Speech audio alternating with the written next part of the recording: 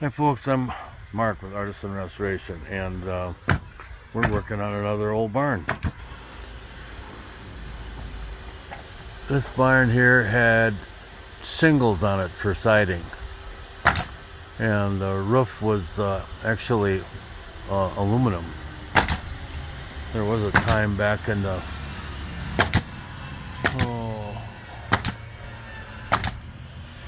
20, 40 years ago, back in the 80s, they ran out of steel and they put aluminum on a lot of buildings. And anyhow, Josh is putting on the board and batten siding. We were originally going to use 1x2s, but the 1x2s we got weren't doing the job. So Joe's making 1x3s out of our leftover 1x12 siding, which we just happened to order too much of for once. Victor's up here using our new man lift. Well, it's new to us. It's 10 years old. He's putting on the rake trim, which actually required him to cut the overhang off on the roof, so we got a huge taper in the amount of the soffit, but there's no other alternative. We got first time I've done bypass doors in about 40 years. We got two separate tracks here, and after I get some rollers and some more hardware on here, the two doors bypass one another pretty darn good. And this shingle siding on this side held up a lot better because it doesn't get the sun, so we're going to leave it on. The other thing we did inside here is this, whoever the contractor was here, they put this lean-to on with 2x4 rafters, 24 inches on center, and it sagged like crazy, and we actually propped it up with these old cottonwood 2x4s, and then we took them off and we made braces out of them, so that worked out really slick.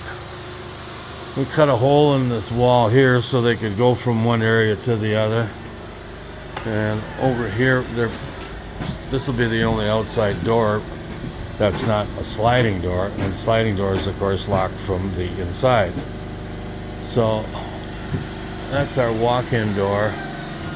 Oh, over here on this side of the building they actually had a corn crib. That's why they have the big spaces in between those boards over there. And anyway, the outside wall was so deteriorated that the studs didn't even reach the floor anymore, and the inner wall of the corn crib was at an angle like that stud over there in the wall, and that wall was actually in good shape and it was holding up the roof. So anyhow, we tore that wall apart, and we used it for bracing, and then we beefed up this side too. The span is only 14 feet over here, but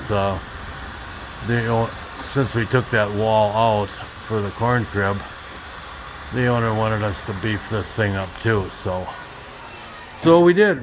And then the last part of our scope of work here was here they really should have had stronger floor joists, because these are 2x6s are spanning 14 feet, which is about twice as far as the code says they can go. So anyway, we stuck a beam down the middle, not a very big one. I think it's only a 4x6.